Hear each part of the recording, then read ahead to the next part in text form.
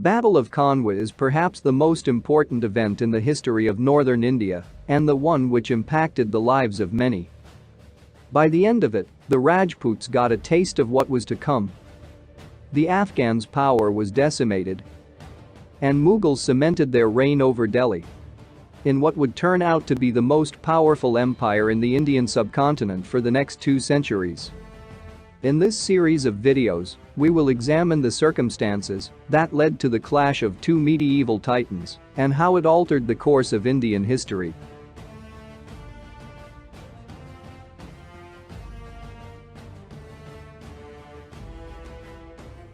By mid-1520s, Rana Sanga was in a leading position to move in to claim the imperial throne of Delhi after victories over sultanates of Gujarat, Malwa and most importantly Delhi. Not far away, Turkish invader Babur had captured Punjab after several attempts and defeated Ibrahim Lodi at Panipat, thus ending Afghan rule in Delhi and in turn establishing Mughals' empire in India. The 2 behemoths were on a collision course. Before embarking on the conquest of Punjab, Babur had sent envoys to Mewar, asking Rana for his help against Ibrahim Lodi, and Rana had seemingly agreed. Accordingly, it was agreed upon that Babur would march against Delhi and Rana against Agra. But Rana never made his move. Sanga must have thought that just like his ancestor Timur over a century ago, Babur too would soon leave India after plundering the country, but soon enough he noticed that Babur was here to stay after Babur established an administration in Punjab. Sanga made progression into the Rajputana regions which owed allegiance to the Lodhis and started making preparations for the inevitable encounter with the Mughals. Mahmud Lodhi, brother of Ibrahim Lodhi who had escaped from Panipat and proclaimed as the new Sultan of Delhi, was welcomed at Chittor by Rana Sanga and promised assistance against Babur. An alliance was formed to drive out Babur from India. In the meantime, Hasan Khan, ruler of a territory known as Mewar, joined the alliance. After conquering Delhi, in order to consolidate his reign, Babur had 2 possible hurdles, the Rajputs and the Afghans, and he knew he had to deal with both before he could rest easy. After consulting with his war council, he decided to deal with the Afghans first. But the growing power and aggression of Mewar made him change his mind. He became alarmed at the formation of an Afghan Rajput confederacy and decided to abandon his plans to deal with the Afghans for the time being. In order to check further expansion of Rana's influence, Babur instructed his generals to take control of Bayana. In Gujarat, Rana helped solve a scramble for succession by helping the exiled Prince Bahadur to secure the throne, thus forming an alliance between Mewar and Gujarat, which continued to be the most deciding factor in the politics of Western India for the next 5 years. These political developments were accompanied by conflicting religious ideologies of the 2 men. Rana Sanga had seen himself as the champion of Hindu interest and looked forward to establish Hindu rule over Delhi once again. While Babur championed the cause of Islam which had dominated Delhi for over 3 centuries and looked to maintain its supremacy. Thus, religious differences added fuel to the already raging fire. By the end of January 1527, the Rajput army was already marching rapidly in the direction of Agra. On the way, a detachment was left to press the siege of Kandar, where a partisan of Babur held out, but the main army crossed the river Banganga and took the road to Agra. Babur also had been busy collecting his army and by the end of February 1527 reached Fatehpur Sikri. When Sanga reached Ranthambore, he was presented with the royal canopy and tent which had been wrested from Babur's men. The next aim of his march was Bayana which had fallen into the hands of Babur. He laid siege to the fort in an organized manner and dividing the troops in 4 parts, the front, the rear, the right and the left, and arranging them in the eastern side of the open plain. His trusted nobles of Mewar were posted in the front and the rest on other sides. They put the enemy in a state of blockade. The light forces dispatched towards Bayana from Agra under experienced officers with instruction to check and harass Rana's army in its movement could not achieve its purpose and had to retreat taking with it some heads and a few prisoners. The consequences of the battle were a foregone conclusion. The besieged lost heart. The only course open to them was to surrender. Several officers of distinction were either killed or wounded. The Rajputs achieved victory around mid-February 1527. Babur lost around 1,500 men. It stands out as a last great triumph in the checkered career of Rana. In Sanga's hands now lay the forts of Chittor, Ranthambore, Kandar, and Bayana, the key points of central India. The Turks found that they had now to contend with a foe more formidable than either the Afghans or any of the natives of India to whom they had yet been opposed. Babur marched out of Agra on 16 February 1527 and reached Mandakar, where he instituted the center of artillery and posted his baggage and camp followers. But finding a better place at Fatehpur Sikri, he removed his camp just close to the hill. Babur had advanced step by step, guarding his camp and men and fortifying his position every evening so as to defeat any night attack and also to ensure a safe base in the event of a forced retreat. In the meantime, the Rajputs, whose energy, chivalry, and fondness for battle and bloodshed doubled by their recent success, marched onwards, animated by a strong national spirit. Led by a hero who was ready to meet face to face the boldest veterans of the enemy's camp. From Bayana, instead of going northeast reaching the enemy directly, he marched towards northwest and halted at Busawar. He did so probably with a view to cut the enemy's line of supply from Delhi and Kabul. But they lost valuable time, about a month in idle speculation, far away from the camp of the enemy, and allowed Babur to complete his preparations. The initiative was lost. But there was some good news. The news of defeat of Bayana brought by the deserters and the stories of bravery of the Rajputs repeated from tongue to tongue damped the spirit of the Mughal army. Despair was writ large on all the faces. But Babur was not the man to falter. He took the step of rejuvenating energy in his men by renouncing wine. Missing the opportunity of surprising the enemy on a suitable occasion, when there was panic and confusion, Rana Sanga left Busawar and reached near Khanwa on the 13th of March, 1527 with an immense army that exceeded the numerical strength of his adversary. He occupied the position by the 17th of March, 1527 near Khanwa at a distance of 4 miles from Babur, who too was encamped close to a hill not far from the village of Khanwa. The showdown was inevitable. Before we go any further into this exciting tale, let us first learn a little about the two men involved. Rana Sangram Singh was born to Rana Rai Mal and his queen Ratan Kunwar on 12 April 1482. Even as a child he was brave, ambitious and fiercely competitive, with his older brothers Prithvi Raj and Jai Mal wanting to one day become the ruler of Mewar. One day, while the three brothers were discussing their future prospects, they unanimously decided to entrust their future to an omen and soon paid visit to the Charni Devi temple. Prithvi Raj and Jai Mal seated themselves on a pallet and Sanga took his seat on the panther hide lying on the floor. There, the priestess pointed to the panther hide as the decisive omen of sovereignty of Mewar to Sanga. Hearing this, Prithvi Raj drew his sword and attacked Sanga, who was unwilling to attack him back, and thus to save his own life, Sanga fled the scene after losing an eye. He somehow reached Marwar and passed a few days there before heading towards Ajmer.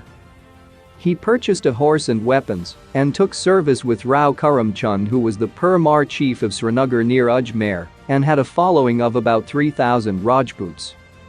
After coming to know that the young prince of Chittor was serving him, Rao treated him with due respect and consideration and kept him in his protection. Sanga married the daughter of Rao, the news of which reached Prithvi Raj, thereby revealing Sanga's whereabouts. He was determined to visit Rao Karam Chand with vengeance for daring to give protection to Sanga in defiance of his threats. The fates, however, willed otherwise, and he was treacherously poisoned by his own brother-in-law. The shock of Prithvi Raj's death shattered Rai Mal, who grievously mourned the loss of his son and fell ill. A messenger was sent to Karam Chand with the news, and thus Sanga returned to Chittor at long last. Raimal, however, did not survive for long and died in 1508, enabling Sanga to ascend the throne of Mewar on 4th May 1508. At this juncture, Rajputana as a whole was much stronger politically than it had been since the advent of the Afghan power in India, and Mewar was the most powerful of the principalities in northern India. This unique position was attained on account of a succession of strong rulers, timely discovery of valuable mines within the kingdom, and in addition, the central authority in Delhi had lost its position, and it was not strong enough to keep Mewar under control. Shortly after Sanga's accession, Nasiruddin Shah of Malwa died and a struggle for the throne took place among his sons. Mahmud Shah too secured the throne with the assistance of a powerful Rajput chieftain, Maidini Rai, who defeated the armies of Delhi and Gujarat sultanates, which had attacked Malwa in alliance with the pretenders to the throne. Around the same time, two cousins, Burmul and Raimal vied for the rule of Sirohi, and Sultan of Gujarat sided with the former and Sanga with the latter by marrying his daughter to Raimal. This brought Mewar and Gujarat into direct conflict, and by 1517 many small battles were fought between the two sides, which ultimately resulted in Mewar's victory and restoration of power in the hands of Raimal. In the same year, Sikandar Lodi died, and the throne of Delhi passed on to his son Ibrahim Lodi. Until that point, Sanga had aggressively taken advantage of the weakened Delhi Sultanate and gained territory at their expense. Hence, immediately after consolidating his power, Ibrahim Lodi attacked Mewar to check its expansion, but was defeated badly and taken prisoner at the Battle of Khanwa. He had to pay a huge ransom to secure his release. In this battle, Sanga lost an arm and an arrow stuck his leg. In the Malwa, Mahmud Shah grew jealous of Maidini Rai's influence and started considering him a threat. In his madness, he fled to Gujarat and appealed to Muzaffar Shah to attack Malwa, which he was happy to oblige to, leaving Maidini Rai to turn to Sanga for assistance. Sanga advanced into Gujarat, wary of being drawn into an unwanted conflict, and Muzaffar Shah, having sent a detachment of his army to intercept Sanga, pressed on the siege at Malwa, which ultimately fell into his hands in 1518. Finding that there was now no necessity for further advance, Sanga retraced his steps to his own kingdom. After capturing Malwa once again and driving out Maidini Rai, Mahmud Shah's desires of teaching Mewar a lesson grew, and he attacked Mewar in 1519. But his army was completely routed at Gugran, and he himself was taken a prisoner. He was taken to Chittor, where he had to stay for 6 months and was only allowed to return to Malwa after he signed a treaty and paid a large war indemnity. Thus, while Mewar's conflict with Malwa was being brought to a conclusion, Ibrahim Lodi attacked Mewar once again to seek revenge for the humiliation he suffered previously. The two armies met near Dholpur, with the result being the same as before. Delhi's army was swept away by the wave of ferocious Rajput assault. With this victory, many new regions were added to the kingdom of Mewar, Chanderi being one of them, and it was bestowed upon Maidini Rai by Sanga. By the beginning of 1520, Sanga had subjugated the sultanates of Delhi and Malwa, but Gujarat continued to meddle into the matters of Sirohi and was still a threat to Mewar. In addition, an officer of Muzaffar Shah insulted Sanga, who was informed of the same. To defend his honor, Sanga marched with a large army into Gujarat and drove that officer out of Gujarat, in the process adding new regions to his ever-expanding kingdom. To punish this act of aggression by Sanga, Muzaffar Shah sent a large army to attack Mewar in the spring of 1521, which laid siege to Mandsaur at the southern frontier of Mewar. Mahmud Shah also joined the Gujarat army in the hopes of satisfying his vengeance against Mewar. Meanwhile, Sanga also advanced and encamped with his army nearby, waiting for the perfect moment to attack while receiving reinforcements. He promised Mahmud Shah the release of his son, who was a hostage in Mewar since the Battle of Gugran. Meanwhile, growing tension among the officers of the Gujarat army after the failure to capture Mandsaur and growing numbers in the Sanga's camp made them to issue for terms of peace to Sanga, which were readily accepted. This campaign turned out to be a failure for Muzaffar Shah and a huge diplomatic victory for Sanga. Thus, with the culmination of a series of successes against his neighbors, the boundaries of Mewar were considerably extended. Even the chiefs of Marwar and Umbar acknowledged its allegiance. But the significance of Sanga's successes was more than the mere annexations of lands. In getting the better of his rivals, Sanga had secured for himself the leading position in northern India and, in inflicting a crushing defeat upon the occupant of the imperial throne at Delhi, he advanced a claim upon that throne itself. It marked the beginning of Mewar's imperial ambition. During the years that followed, Sanga sought to materialize this ambition both by diplomatic means and military efforts. Thus, all the cards were carefully put in place for the inevitable encounter that was to happen. Babur's story begins in the valley of Fergana in Central Asia, where he was born on 14 February 1483. His father, Umar Sheikh Mirza, traced his ancestry back to Timur, while his mother, Kutlat Khanum, was one of the descendants of Genghis Khan. Babur inherited his father's kingdom of Fergana at the age of 11. Up until 1503, when he was ultimately defeated at the Battle of Archean, he had lost and regained his small kingdom, and also the prized city of Samarkand several times. These ups and downs molded Babur's future. It was after this loss that he started to look for a home elsewhere. He crossed the Hindu Kush mountains in 1504 and took Kabul without any bloodshed. It was a turning point for him. It was from Kabul that he first had the lure of the fertile plains of India, and the idea of conquering it seized his mind. He made 2 raids up to the Indus River in 1505 and 1507, each time wanting to get farther into the plains. But for a brief period his attention wandered back to his homeland when Shabani Khan, the Uzbek who had driven Babur out from Fergana, was killed in battle with the Persians in 1510. Babur saw an opportunity to reclaim all of his lost kingdom and more. Over the next 4 years he, in alliance with the Persians, fought against the Uzbeks, initially made huge gains, but lost ultimately, and fled back to Kabul once again. From the years 1519 to 1524, he made 4 raids into India, and each time he got deeper into the territory, capturing Lahore in 1524. This brought him in direct conflict with the Lodhi dynasty which ruled Delhi at the time. An all-out war between the two was inevitable, which is exactly what happened on 21 April 1526 at Panipat. Babur was victorious, and Ibrahim Lodhi was slain in the battle. Babur marched into Delhi and proclaimed himself the emperor on the 27th. Babur's men had marched to Khanwa disheartened by defeat in patrol actions, terrified by stories of Rajput courage, astrologers' predictions of bad luck, and weakened by the desertion of frightened allies. On the contrary, Rana's men were full of confidence, having defeated the enemy in every military action that had taken place, inflicting heavy damages without taking much losses. The two massive armies were to clash decisively on that fateful day of 17th of March, 1527. Mughal sources estimate the Rajput numbers to be over 2 lakhs and limit theirs at less than 15,000. Modern estimates, however, put Rajput army between 60 to 80,000, with around 500 war elephants, and Mughal army at over 30,000. Rana Sanga commanded a unified army of Rajputana alongside his Afghan allies.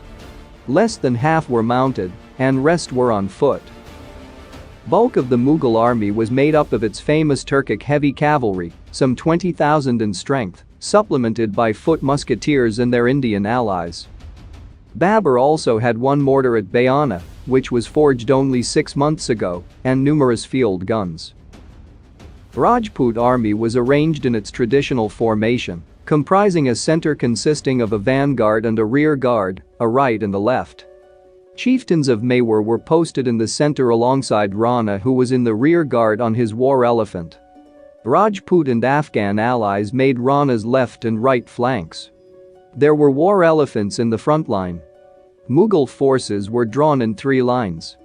In the first line, the baggage carts, probably 1,000, were placed, tied together. Between every 2 carts, 5 or 6 movable shields, fixed to wheeled tripods, were placed behind which the musketeers sheltered when firing. Openings were left at distances of about 60 yards for a few hundred horsemen to set out. The mortar, field guns and foot musketeers formed the second line behind the carts. In the third line stood the regular heavy cavalry. The cavalry was formed into 3 main divisions, the right, under Humayun, 5,000 strong, the left, around 3,000, and the center, under Babur about 10,000 strong, with his own detachable left and right flanks. The Indian allies of Babur were posted on his left. In addition to these, there were 2 bodies of cavalry around 1,000 each, posted at the extreme ends of the 2 wings, for outflanking the enemy in a pincer movement.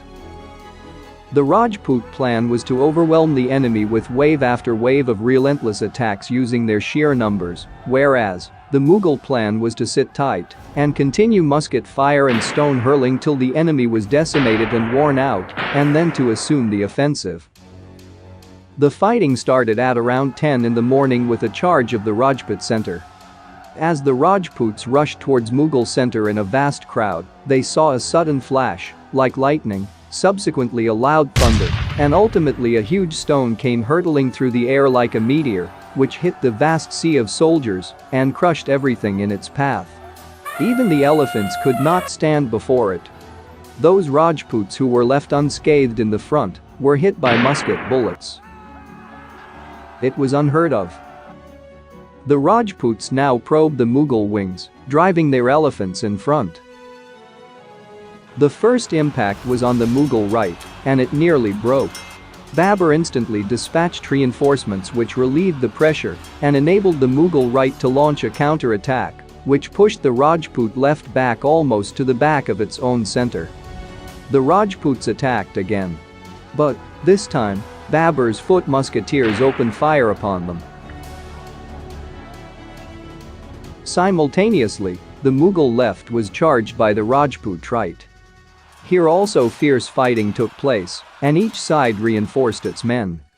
In the end, Mughal left, strengthened by additions from its vanguard, counter-charged and penetrated as far as the Rajput rear.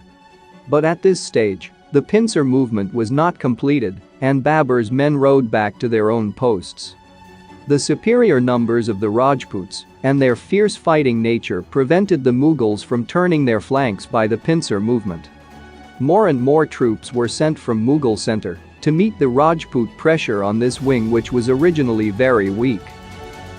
In the center, the Rajputs continued to fall without being able to retaliate or gain some advantage. They were hopelessly outclassed in weaponry, and their large numbers only increased the probability of their being hit by bullets. Still, they continued fighting. This to and fro fighting continued till noon, when Babur decided to assume the offensive. He let loose his main cavalry, so far kept in reserve behind the carts. They came out of the Mughal center through the openings left on the line of carts and fell on the Rajput center from 2 sides. Next, the foot musketeers also came out and attacked the Rajputs in front, creating havoc at close range. This made Rana desperate. He jumped into the thick of the fighting. As he rode between the columns, he received a wound from an arrow. His guards flew to his relief, and he was taken away from the battle in an unconscious condition. His collapse was concealed by the inner circle of the Rajput commanders, who continued the fight with a counterfeit Sanga seated on the royal elephant. For a time under this new command, the Rajput soldiers continued the action with the same vigor, of course, not knowing the departure of Sanga. But when the reports of his possible absence started circulating, confusion and chaos ensued. Sensing confusion in Rajput ranks, the Mughal wheeled artillery was advanced, and Babur himself followed them with his entire center. Fierce fighting took place for about an hour, and steadily the Rajputs were pushed back, and most of their captains who had rushed to the front fell. As absence of Rana became apparent, the unifying force was broken, and a mass desertion soon followed. At this point a Rajput chief, commanding about 6,000 men, switched sides. The remnants of the Rajput army dispersed, leaving many wounded and dead behind. The rout was sudden and total. Countless bodies of Rajputs and their allies filled the road as far as Bayana. The victors marched into the Rana's camp. But he was nowhere to be found, and no further pursuit was possible after the long and tiring battle. Soon, daylight also failed. Next day, the field was surveyed, and a list of Mughal martyrs was prepared from the heaps of dead bodies lying on the road from Khanwa to Bayana. A tower of skulls was raised near the camp to commemorate the great victory. Babur assumed the title of Ghazi. After the battle, Babur advanced and took possession of Bayana. His plan of continuing the campaign against Sanga had to be abandoned for the time being due to the approaching summer. He captured Chanderi in the beginning of 1528, but no further expansion against Mewar was possible.